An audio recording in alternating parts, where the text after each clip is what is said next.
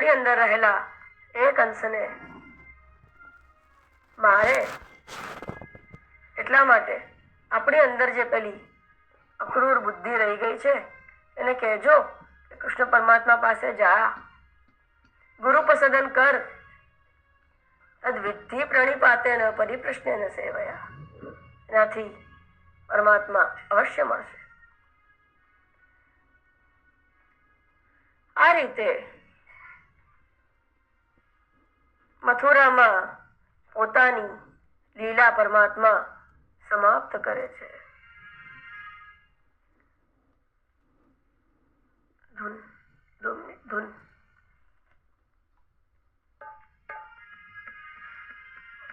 श्री कृष्ण गोविंद हरे मुरारे, हे नाथ नारायण वासुदेवा.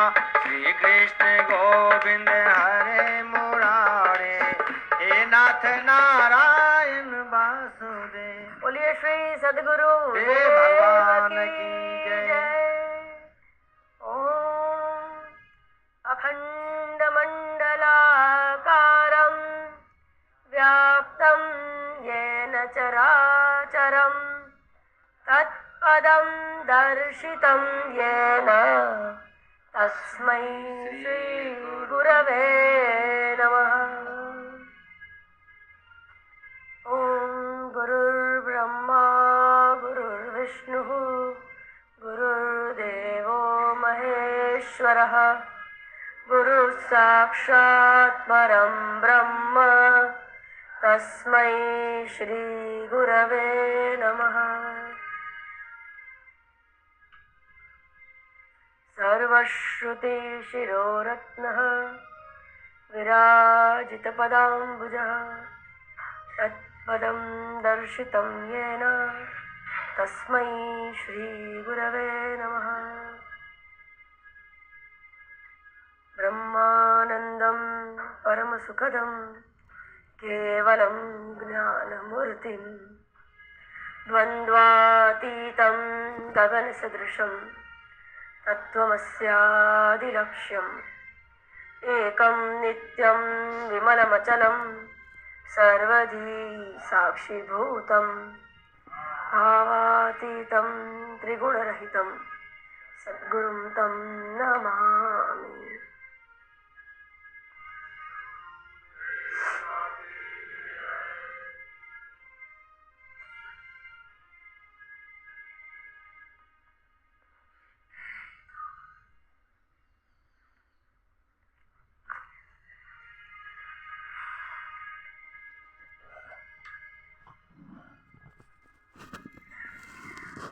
મથુરા નગરી સુરક્ષિત થઈ જાય છે પરમાત્માના શ્રી ચરણથી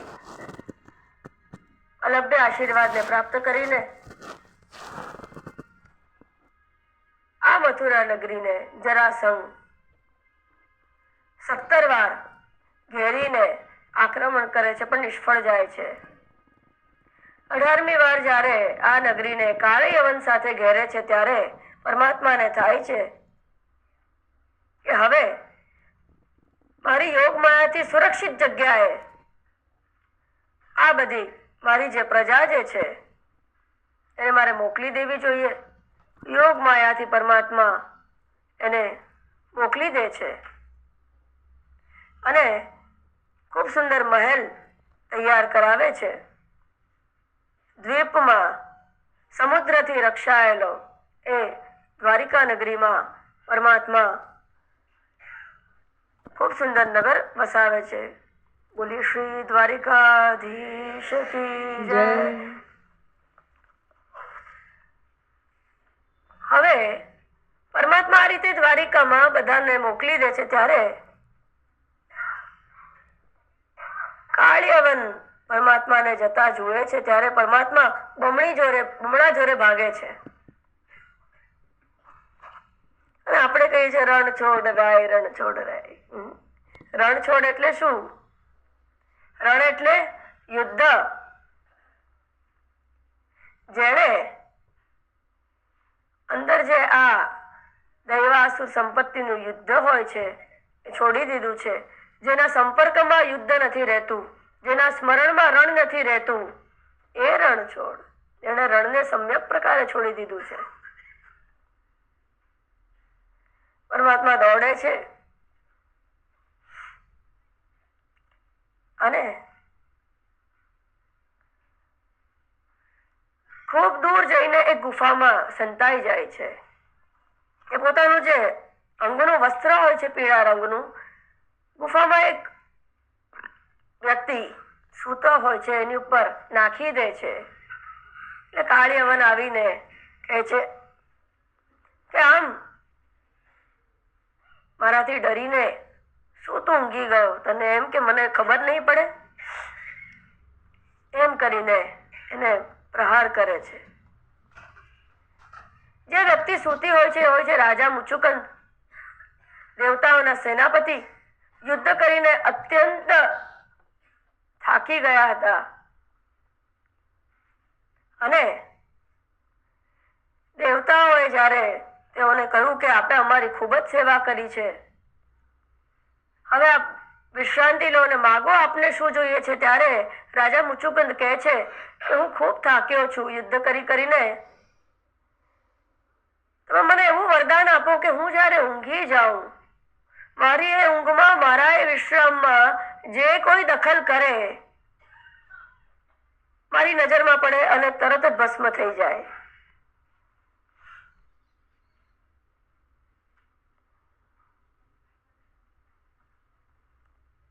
તમારી જ અંદર જ્યારે અવિદ્યારૂપી બધી જ વૃત્તિઓ શમી જશે, વાસના નિર્મૂળ થઈ જશે, ત્યારે એ પરમ તત્વના સાનિધ્યમાં, એ જ સંસ્કારમાં, એ જ વિચારમાં, એ એક જ બુદ્ધિમાં, એ અખંડાકાર વૃત્તિમાં જો સતત તૈલધારાવત સજાતીય વૃત્તિ થી એ પરમાત્માનું ચિંતન જો ચાલુ હશે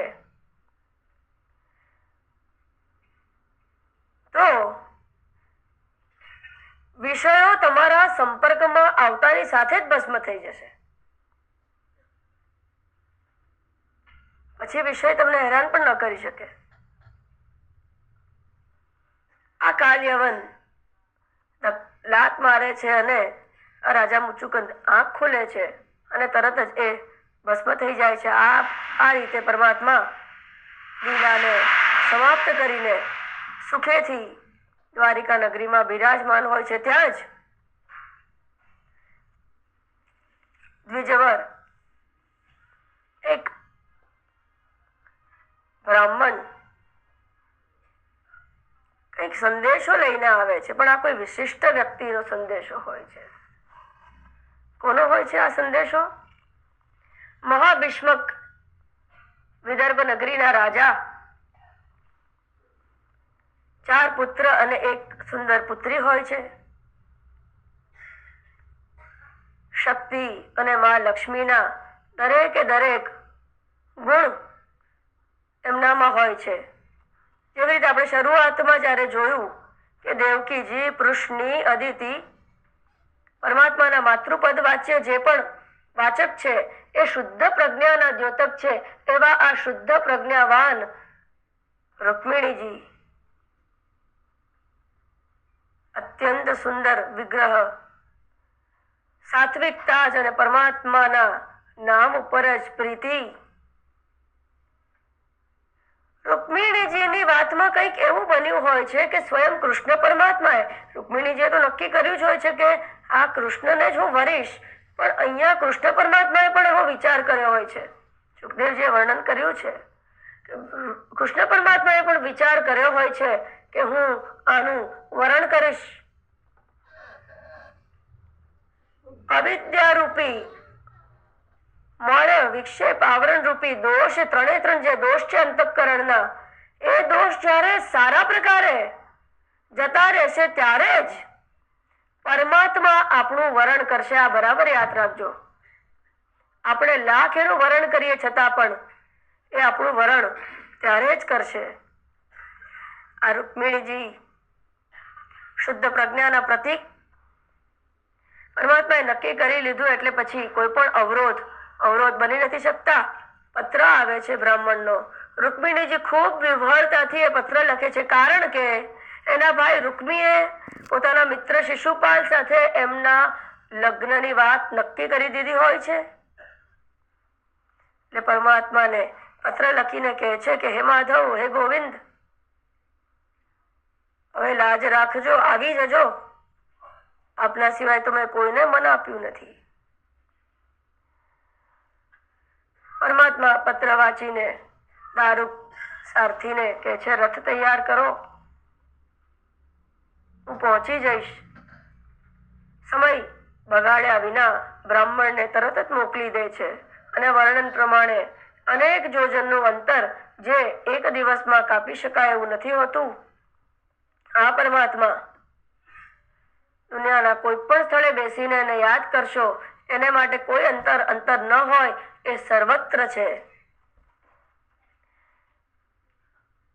રૂકમિણીજીને અંદરથી તો આશ્વસ્ત થઈ ગયા હોય છે, સંદેશો મોકલી દીધો છે. જેવી રીતે આશ્વસ્ત પેલા નરસિંહ મહેતાજી થઈ ગયા હતા, ચિઠ્ઠી મોકલી દીધી છે, મારી હુંડી સ્વીકારો મહારાજ રે, શ્યામળા આગેરે તારી. આટલી શ્રદ્ધા, આટલો વિશ્વાસ હશે તો એ પરમાત્મા ખૂબ ત્વરાથી આપણા હૃદયના દ્વાર પર આવી જશે. પરમાત્માનું આપણા હૃદયમાં આવવું એટલે પરમાત્માના સગુણ અને નિર્ગુણ નિરાકાર રૂપનું જ્ઞાન થવું, શ્રવણ થવું, ચિંતન થવું. કોઈ પણ રીતે એ પ્રકારના અંદરથી વિચાર આવવા. પરમાત્માનું આગમન સમજજો, પણ પહેલા એ સુંદર રૂકમિણી દેવી જેવી સુંદર પ્રજ્ઞાને તૈયાર કરજો. અંદર એ બુદ્ધિને શુદ્ધ કરજો.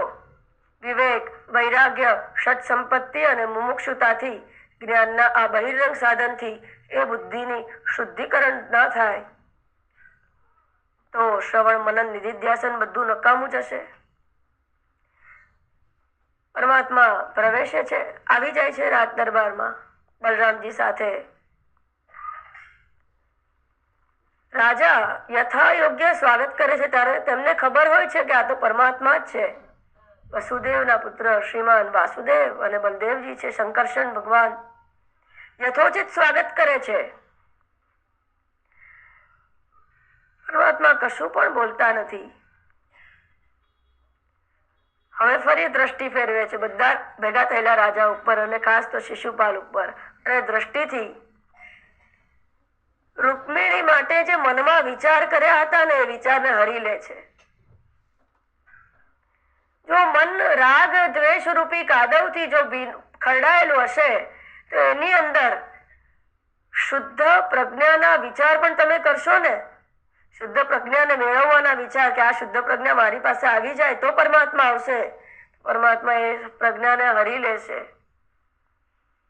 અશુદ્ધ અંતઃકરણમાં એક ક્ષણ માટે પણ શુદ્ધ પ્રજ્ઞા ન રહી શકે બધાના મનમાંથી. એ પ્રજ્ઞા પરમાત્મા જાણે કે નજરથી હરી લે છે. અને જ્યારે કુળ પરંપરા પ્રમાણે પોતાના કુલ દેવના મંદિરે પૂજા કરવા જવાનું હોય છે, પણ આ તો રાજકુમારી અને વિવાહ થવાની તૈયારી છે, એટલે ખૂબ સાવચેતીથી રાજા અને રૂકમી પોતે બધા જ અંગરક્ષક તરીકે મંદિરે લઈ જાય છે રૂકમિણીજીને.